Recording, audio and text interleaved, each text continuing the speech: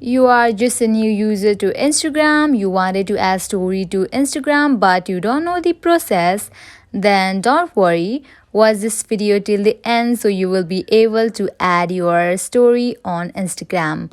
Now let's jump into the process. Make sure you are connected to internet and you have already logged into your Instagram account. Open your Instagram. Now at the bottom you can see different options. Go to your profile option. Here we go. Now here at the top you can see your profile picture along with this plus icon. Tap on it.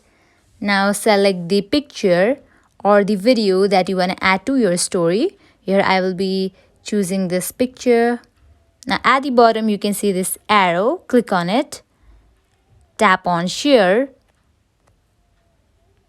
Now here you can also customize this.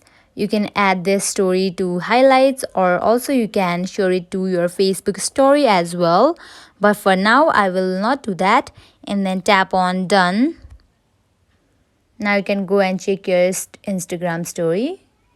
In this way you can easily add photo or videos to your Instagram story. If you find this video helpful, make sure to like, share and subscribe to our channel. Also comment down below what you guys want to see in upcoming videos. Thank you.